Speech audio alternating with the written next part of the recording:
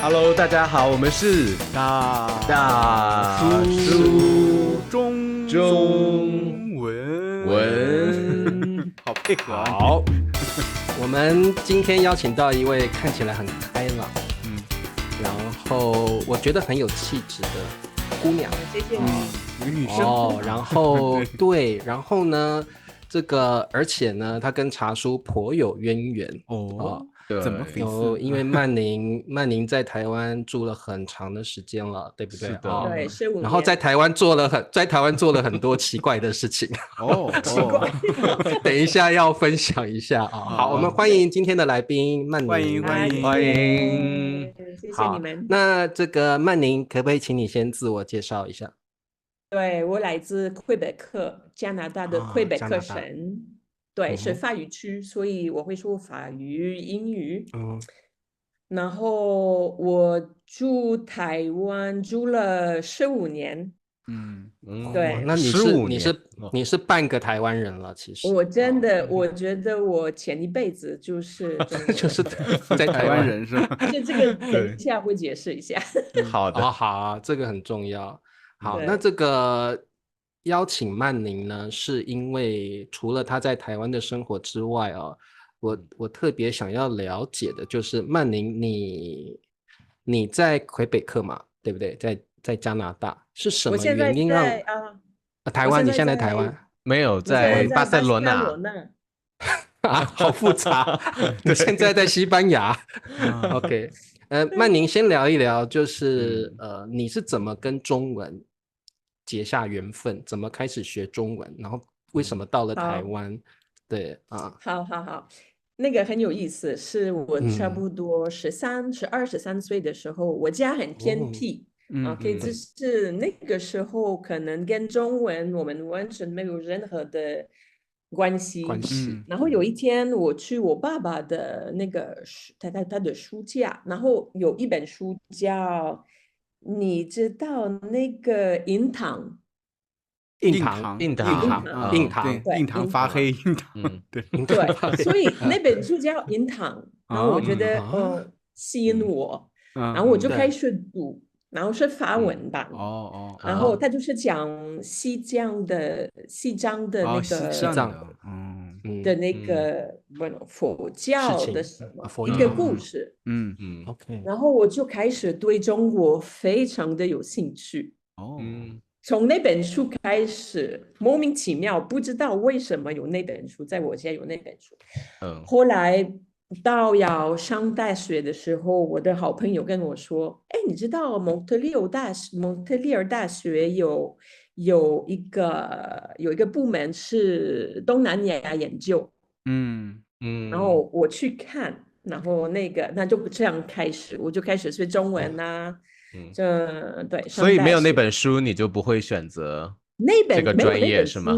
我觉得我可能不太可能，对。这个缘分就是这么奇妙因为一本叫《硬糖》的书，然后开始开始学习中文。那曼宁，你在大学时候才开始学中文，你不会一开始学习的时候不会觉得很难吗？或者是没有兴趣或怎么样？觉得很难，因为你知道，李佳老师，我们可以说我们是同一个时代。那个时候，OK，孔融那个同一个时代，感觉我很年轻。你学中文不是现在没有社交媒体没有那么多，对，所以你学中文就是你的工具是什么？你的工具就是词典。OK， 所以你看到一个新的汉字，你要知道怎么发好烦呐！你要查它的部首啊，什么什么半天。对，所以那个时候真的很辛苦。我们开始上那个大学的时候，我们的中文班可能有30个人，然后1年后剩下来的人可能有10个，然后毕业我们4个人，只剩4个人坚持下来。你们上学还可以这样退学的吗？这个是选修课吧？因为选修刚才说专业之类的吧？对，专业之类的。然后我们有一次，我们去一个暑假，我们去南开大学，天津的南开大学，对，然后学一个学期的中文，对。回来之后，我觉得这样子待在魁北克可能是没办法把握中文，对，对，所以我就决定，我就想说，我可能要回去，我要去台湾，可是，在蒙特利尔大学的时候，我参加了一个口语比赛，是全省的中文的口语比赛，然后我就得了第1名，高级班的第1名，厉害厉害啊！这个之后我就申请一个奖学金对对对，台湾跟加拿大的OK，有加分，对，有加分，所以我就拿到奖学金，台湾跟加拿大的奖学金啊，所以我去台湾1年，在师范大学，对，师范大学对，很有意思，我觉得曼宁是一个很会讲故事的人，我有一点被他的故事吸引进去了，我要问更多的问题，我们就听就行了。然后我们好轻松。曼宁，你在台湾这1年有没有让你自己对台湾或对中文学习有什么不同的改变吗？有，第一是因为我们在魁北克学的是简体字。对，我在南京大学也是，所以我到台湾的时候，我就觉得，我的天哪！对，去之前你不知道吗？我知道，可是我没有想到会那么难。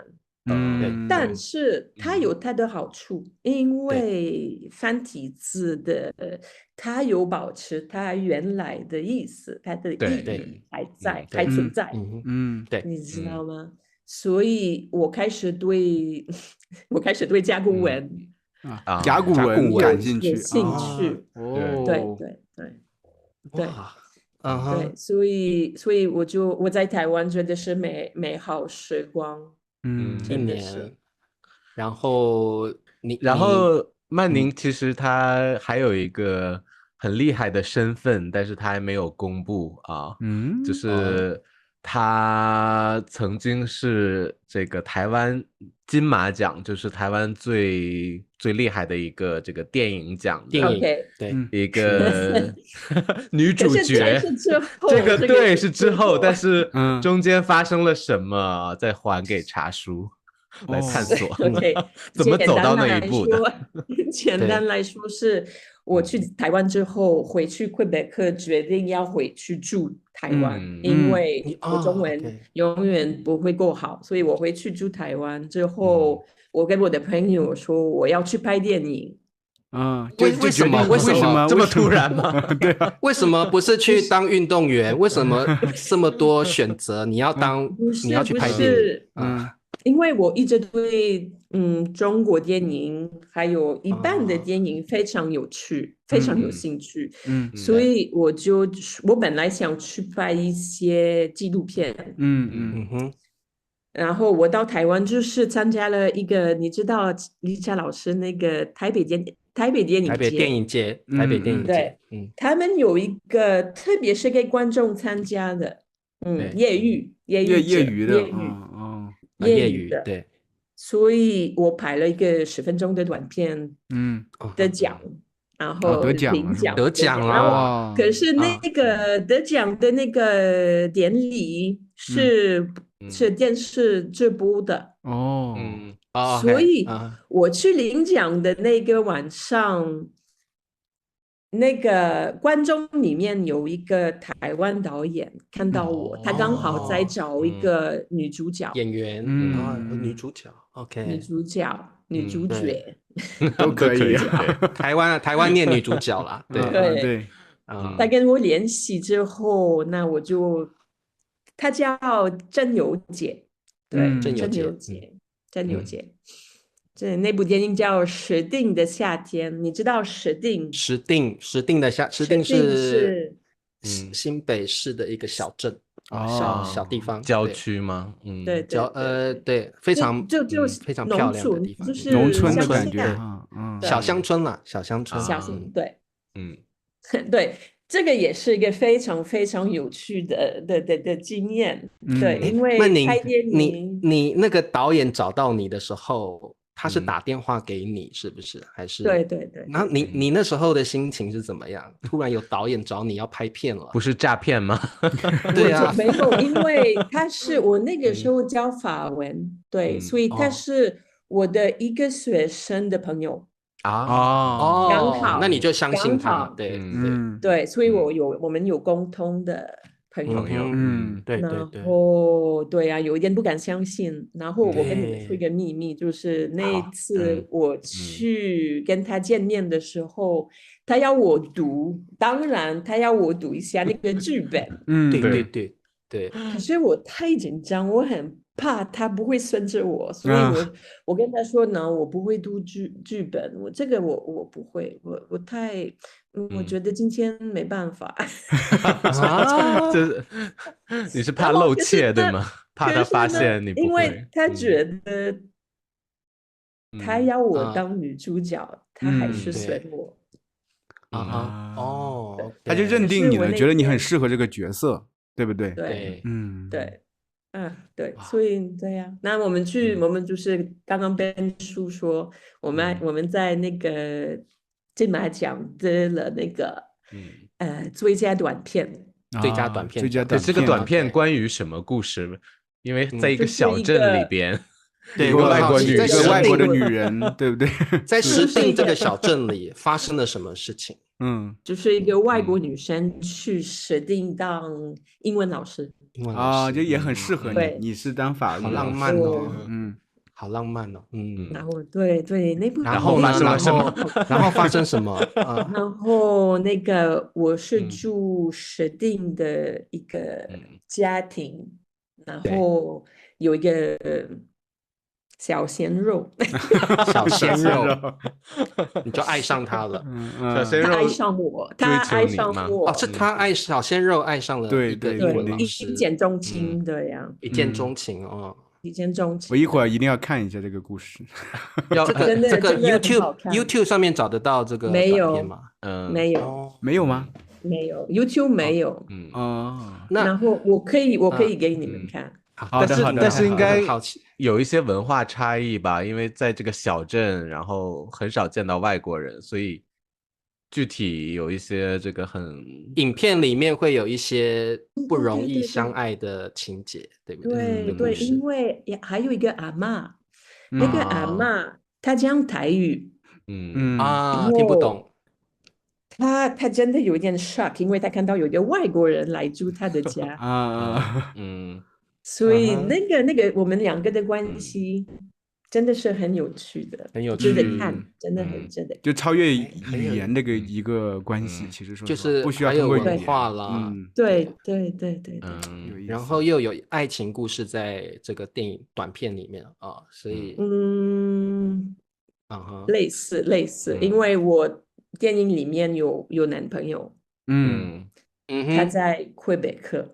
所以电影里面的你，电影里面的曼宁有一个魁北克的男朋友，但是石碇的台湾小鲜肉一见钟情爱上了你。对，那所以这是个三角恋情，哎，很有意思。但是你男朋友远在天边啊，他是朦朦胧胧的那种感觉吧，应该是，并没有那个并没有，那最后的结局是悲剧的吗？最后的结局是你跟小鲜肉在一起了，还是跟魁北克的人？我不要说，不能剧透，不能剧透，我们自己去看啊。对，然后我很好奇，对曼宁就是在台湾也拍了电影，对不对？那其实你在台湾有15年这么长的时间，那你的生活是怎么样的？你的工作是什么样的？我很好奇，我的生活其实还蛮多事情。那一开始我在一家贸易公司当口译，OK，对，还有一边当还一边在贸易公司工作，一边在师大学中文。一直在师大在师大学中文对 OK。后来认识一个台湾男生认识了一个台湾男生就是有点像电影的情节这样，但是一个好的结局，对不对？是电影里那个小鲜肉吗？还是另外一个男生？重点来了。所以曼宁，你在一方面当口译，一方面继续在师范大学学中文，在这个过程中，你遇到了一个男生，台湾男生，然后发生了什么事情？我们就认识不久之后，我们就结婚了。结婚了，直接结婚了。对，这个可能1年认识了的1年后吧。对 OK。那你们就是说，曼宁，我先问你一个问题哦。当你还在加拿大的时候，你有没有想过会跟一个亚洲人结婚？会有这个可能，对不对？接受这种可能性，有这个可能，你可以接受的，你不排斥。因为语言上文化上，还有我觉得那个亚洲男生也体贴吗？体贴看人有时候体贴。亚洲男生不太体贴认识的这个男生不是。那曼宁，你刚刚说的特质是什么？你刚刚不是要说体贴？那你还蛮帅，我觉得也有帅你喜欢台湾那个台湾男生的样子蛮帅。我们说阳光男生，阳光男，对，阳光男，对。那后来对，后来你怎么急啊？参助你那么急干什么？对，那后来呢？好，那后来只是我们结婚了可能是我觉得不是文化的问题，可是个性的问题，不配合，对，不配合，不搭配，对，不行，就是我们就分道扬镳了。我们就各奔东西了，对吧？对，没关系，因为我觉得我在台湾那么开心，是，对，有那么多经历，因为我拍电影之后，我也主持了一个电视台的节目。你还主持了电视台的节目啊？你是主持人？你看茶书就没有看过？有他叫向台湾 say hi。向台湾 say hi， 向台湾 say hi， 就是为了给外国人看台湾的美好。对，所以我总共有6个节目，然后我主持了3集，还有另外一个外国人，很有名的一个外国人，主持了3集。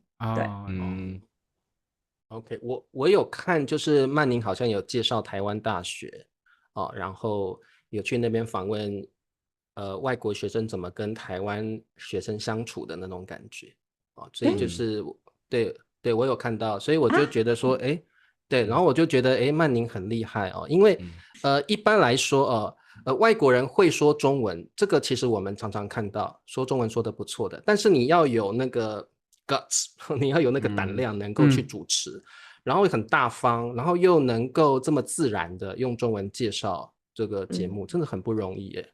对，哇，所以这个，所以曼宁你自己是对戏剧有兴趣，对主持有兴趣，对不对？对，我在加拿大，我大概19岁的时候是戏剧员。戏剧演员，参加了戏剧社吗？是戏剧演员，戏剧演员演电视还是电影？业余的，就是舞台剧舞台剧在剧院里头那种对，好玩，很锻炼人，我觉得。对，我觉得演戏很不容易，演戏真的很不容易对，那这个曼宁，因为你在台湾生活了15年所以我蛮想了解台湾有没有什么地方是让你最喜欢的，还有最受不了的有没有？太多了哪些方面呢？最受不了的应该是就像你们的我听过其他的来宾，对，他们说是天气候，太闷，太闷，真的受不了，湿热的那种是吗？很潮。因为我特别会流汗，出汗啊，特别容易出汗。对，所以那个我真的，因为我那个时候住在台北，然后Richard，你知道啊？那个东区信义区东区，对，然后我家在走路10分钟，要去教法文的那个学校10分钟，10分钟。我就从我家到那边要换衣服，我到学校就要换衣服，出了一身汗是吗？走个10分钟就要换衣服，所以你要每天带一套衣服去学校。对。张老师，我告诉你，你那边南部也很对啊，我是浙江也很潮湿一样的，我都不习惯了。我上回回杭州的时候，出了高铁站我受不了。我就是后来我老婆和孩子进那个便利店去买东西了，我在外面等着，我什么也没有干，这就汗就是擦往下流一身汗，太难受了。对，第二天我们去西湖的时候，我觉得受不了，太难受了，我根本没有任何兴致去玩，天气受不了，特别夏天的时候很难过的。对，这个受不了。还有冬天也是很潮湿，冬天好像那个冷会到你的湿冷，很湿，骨头里呢，冷到你的骨头里骨头里。对，真的，因为这个外国人大部分最受不了台湾的，第一个就是天气，第二个是交通啦。大家觉得台北的交通不太好，曼宁你不觉得吗？是那个电动车吗？我觉得很方便。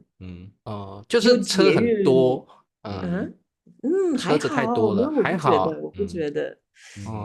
对，那台湾的好处说不完，台湾的好处真的那就多说几个吧。台湾的好处，美食，好吃啊。夜市啊，夜市啊，还有什么的？你得说一点不一样的啊，跟其他那个游客不同的。你毕竟生活在那儿那么久，对。这个曼宁，我问你几个问题哦。美食方面，你可以接受臭豆腐吗？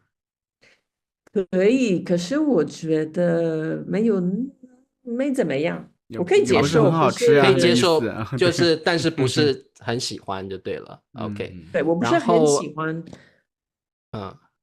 然后还有那个卤味卤味你喜欢台湾的卤味？感谢上帝有这个东西的存在。我发现外国人很喜欢台湾的卤味，不晓得为什么。卤味好吃啊！我家附近有个卤味摊，然后我每次去我家附近一些外国人，每天晚上都去排队。可是卤味你吃哪种啊？就是那个鸭脖吗？还是什么都有？鸡爪，还有那个猪蹄啊，什么都有。什么都有。豆腐，豆腐。所以曼宁你也会拿起来猪蹄啃是吗？或者鸡爪？我们台湾的卤味比较少有猪蹄啦，鸡爪是有啊，鸡爪豆干，这个还好。甜不辣，对不对？甜不辣到底是什么呀？对啊，甜不辣是日本的那种，对，有点像是肉吗？不是肉，甜不辣不是肉。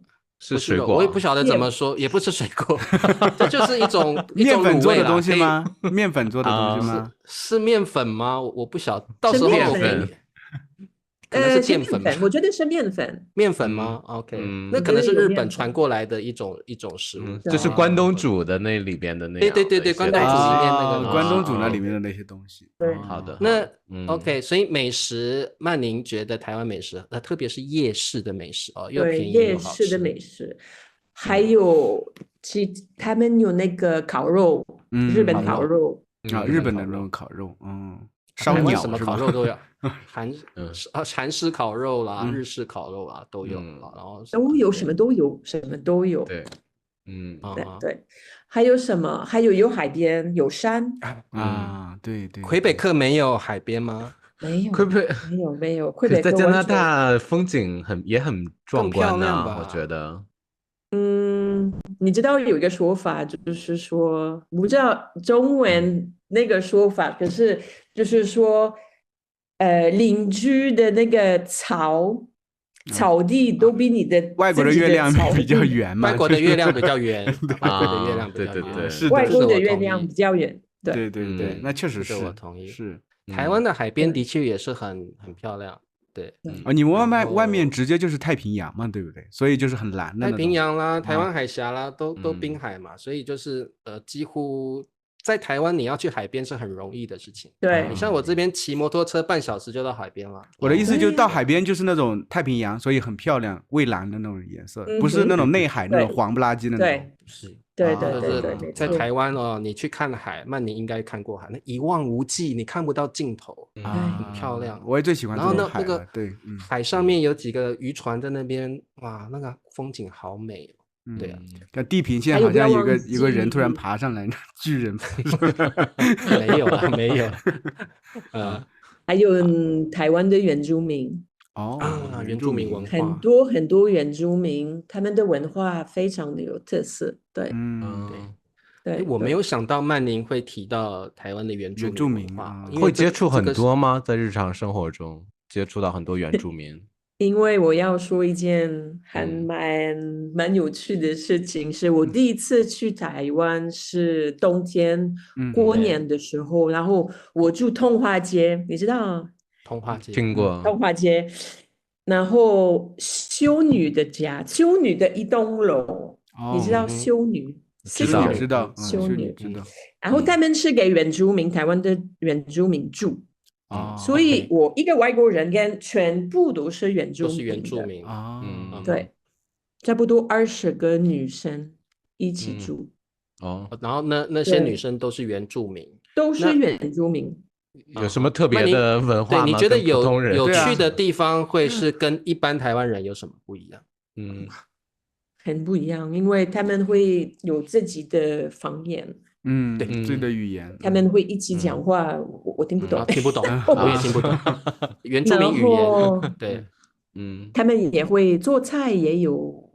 现在我有一天忘记，因为那个是真的很久以前，可是他们做菜也有他们的做法，对。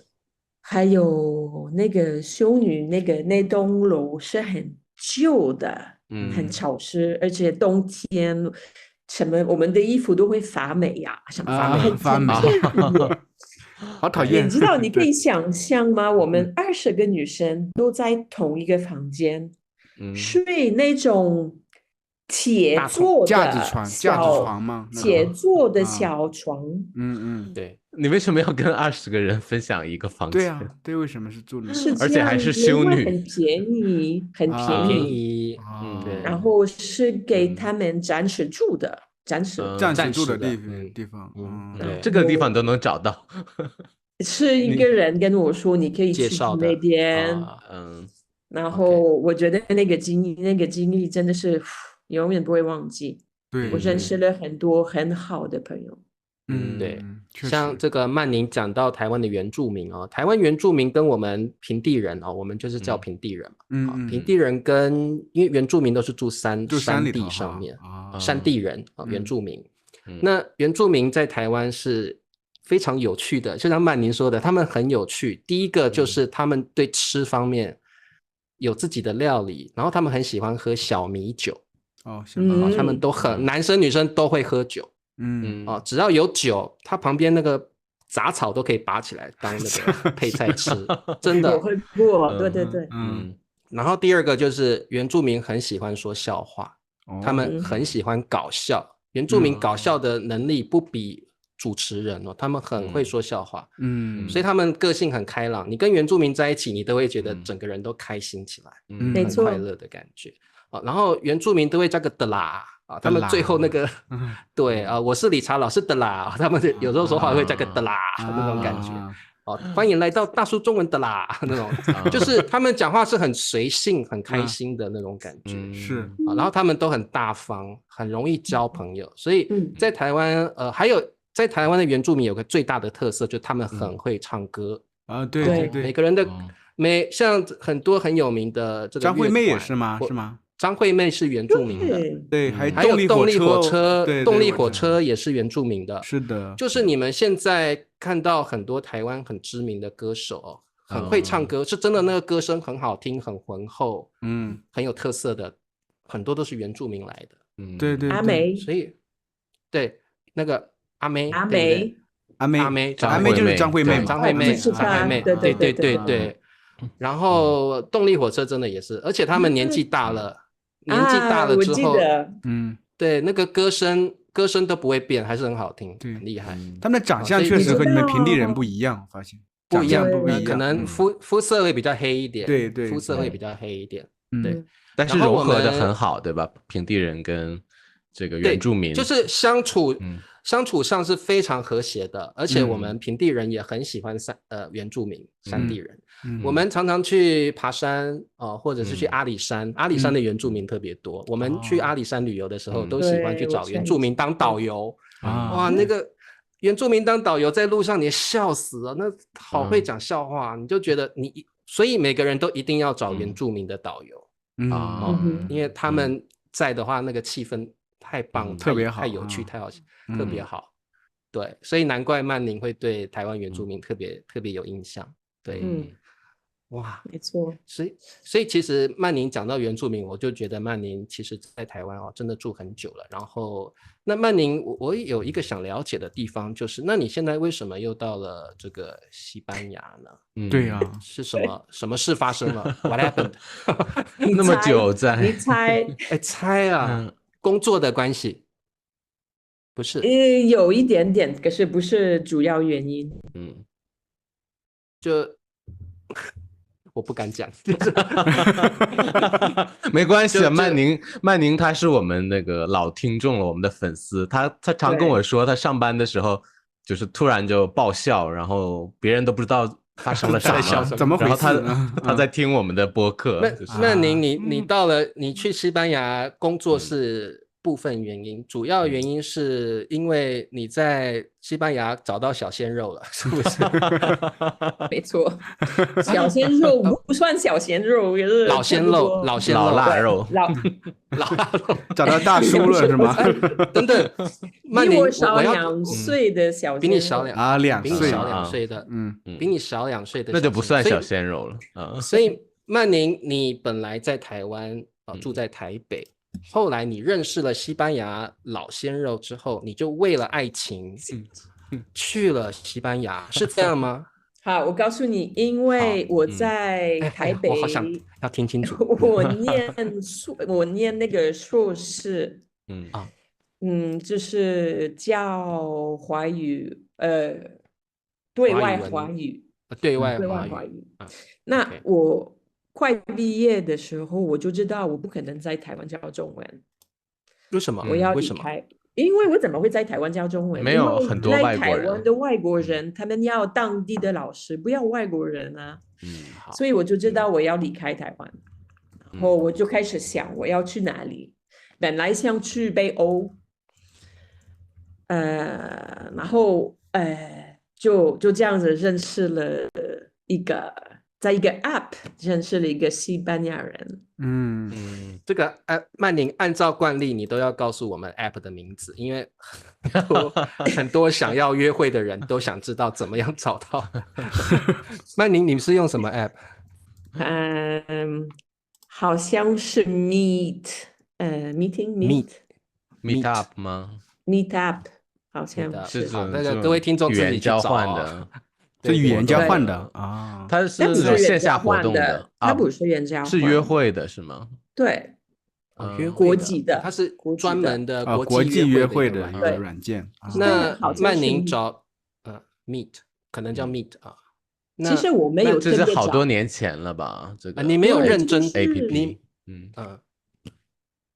2014，那11年前，哇，挺早了，11年前用了这个软体认识了一个西班牙的男性，然后对他找我，是他找你，然后你们在 App 上聊得很开心之后，他飞到台湾。远距离。那个时候你在台湾。对，对，那个时候从西班牙为了你来台湾，他飞到台湾，然后因为我们已经7个月每天都用 Skype，讲话2个小时，每天热恋期，那就很契合了，感觉每天能讲2个小时，真的。对，7个月后他飞到台湾来找你，对，来找我，然后就把你带走了。对呀，我们觉得我们就很配合，然后他回去西班牙之后，因为他是老师，他也是老师，对，他回去西班牙之后跟我说，2个星期回去2个星期之后跟我说，去你家的那个巴士的号码是什么？我说你为什么问我这个问题？他说没关系，你告诉我是几号巴士。我说39，为什么？他又来了吗？他说因为我星期2要来找你，又要来找你，又要来啊！这个很感动哎，这个如果我是曼宁，我就会点头了。I do， 对不对？好浪漫呢，对不对啊？对啊，对，他觉得我干嘛一个人在西班牙？我没有上班，我一个人，我要回去找你。所以回来之后，我们决定 OK， 可能因为我本来就是要离开台湾我觉得就刚好，那这时间来了，时间到了，我们就开始安排，就是什么文件啊什么的，去西班牙。对，对。这是10年前的事情，11年前的，11年前的事情。对，然后因为他又来了台湾，你们就把一些手续办理好之后，你们就一起去了。他先回去，我办好了之后，我就飞到西班牙。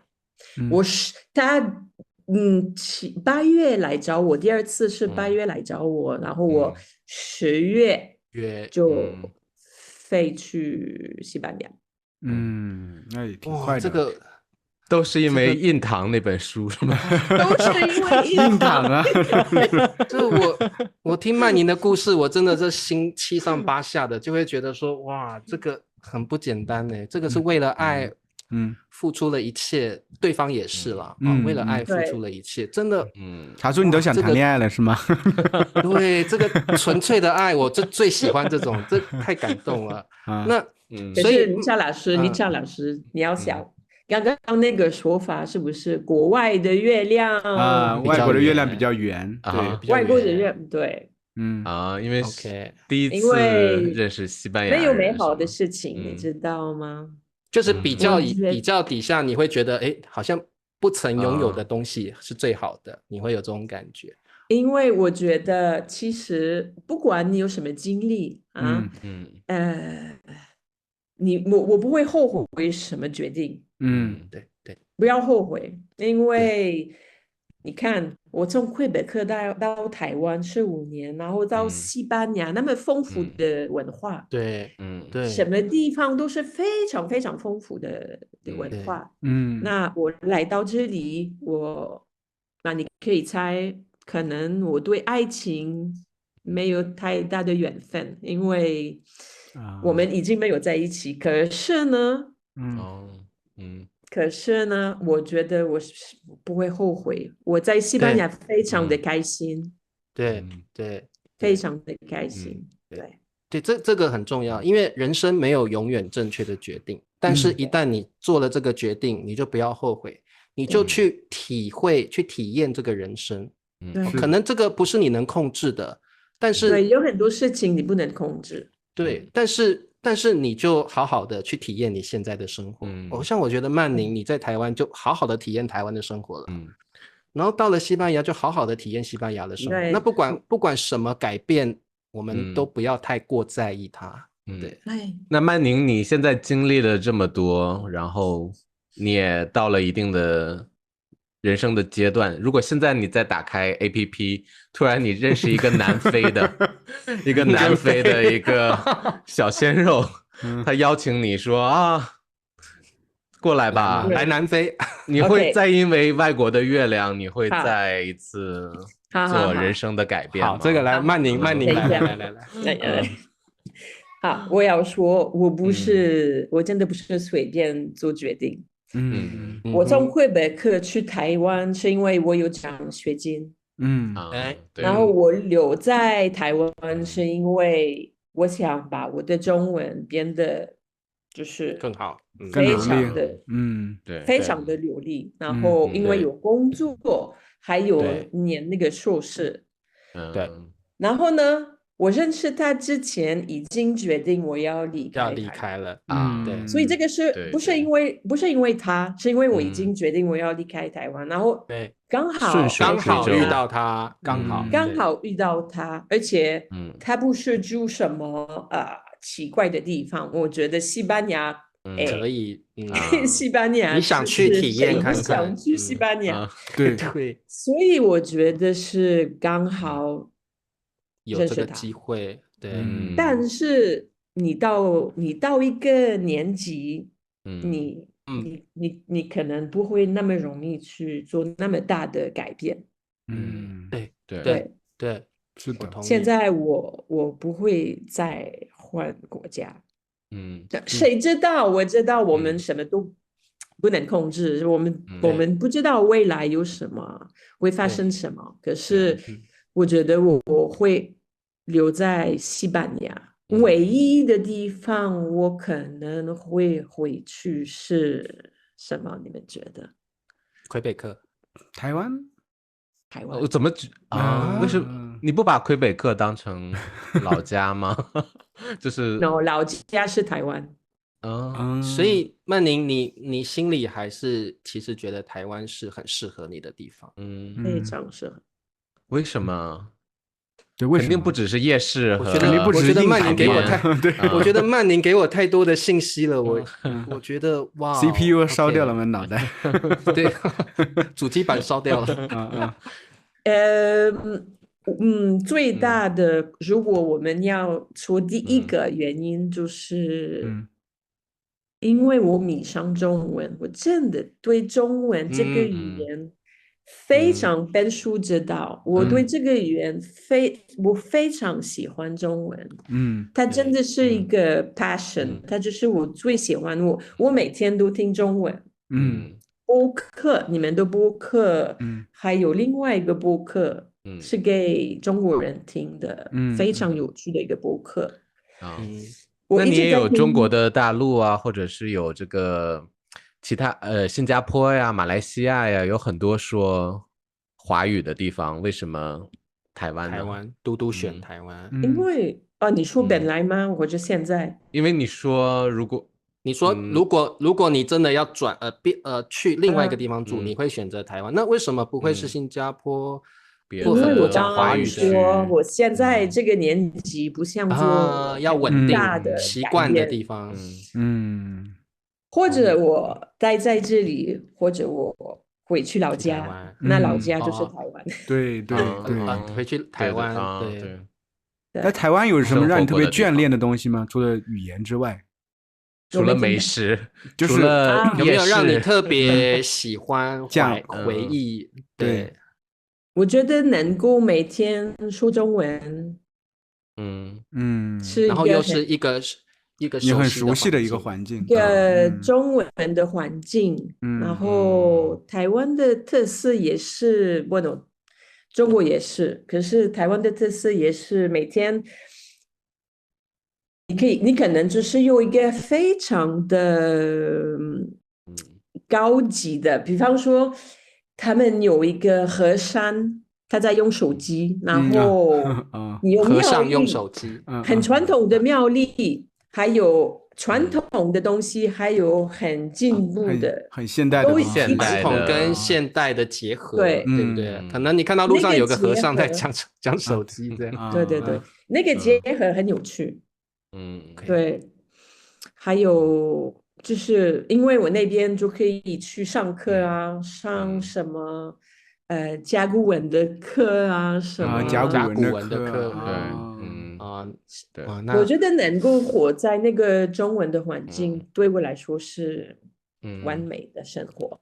对，那曼宁，你这个年纪，难道我可能问的比较直接啦？难道你没有去有一点想念你的家乡吗？就是说，魁北克。我每年回去一次。哦，你每年都会回去一次。那你为什么觉得你比起台湾，你更属于台湾？为什么你会这样觉得？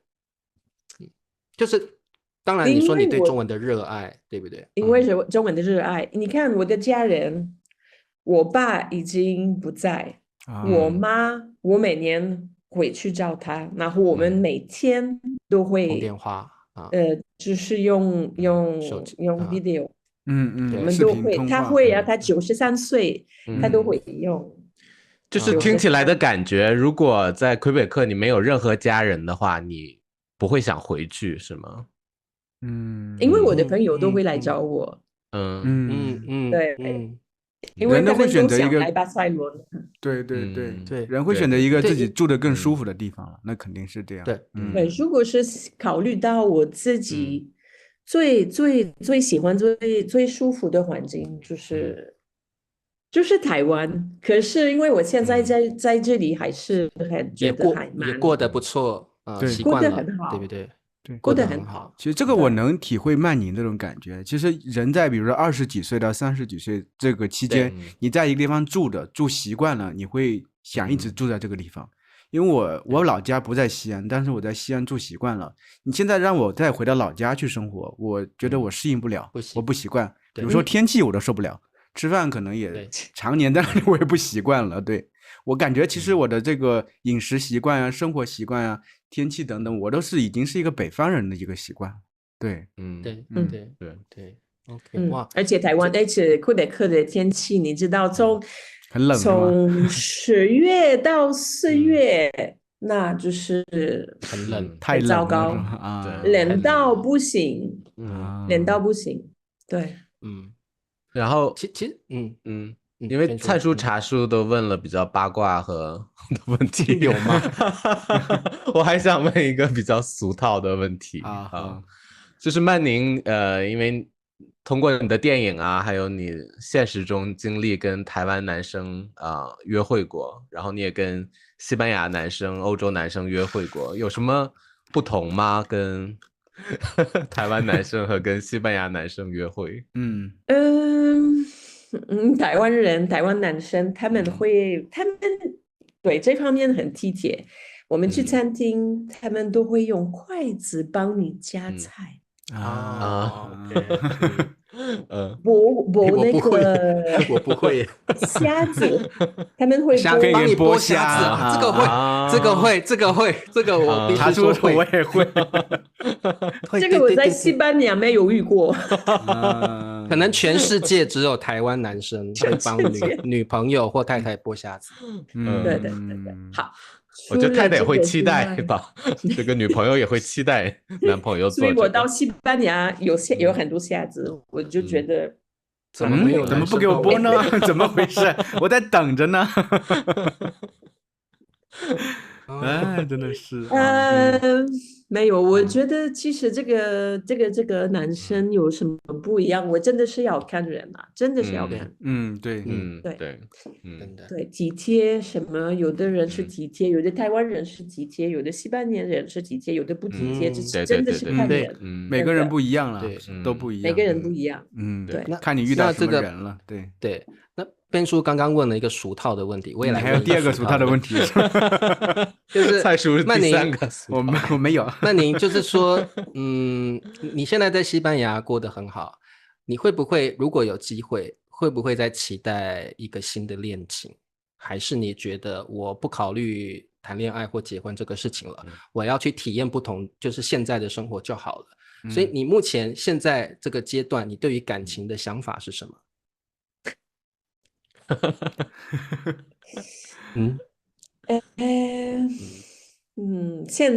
我现在一个人就是最好，现在是一个人享受我自己的生活。对，因为我很忙，我每天很忙啊。因为我现在还有教中文。你在教中文？还有我的朋友啊，运动啊，现在好好享受一个人的生活。对，很充满，真的很充满。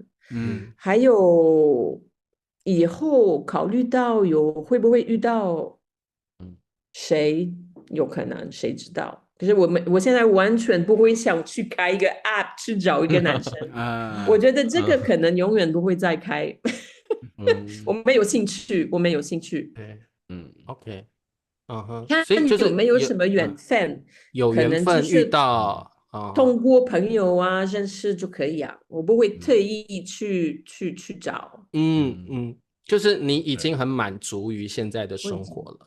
对，那感情这方面就随缘，有也好，没有也没关系，因为你现在的生活已经是很好了，很开心了，很充实了，对不对？对，我有我的狗啊什么的。对啊，我觉得跟我现在的状态蛮像的，就是我觉得我们两个很像。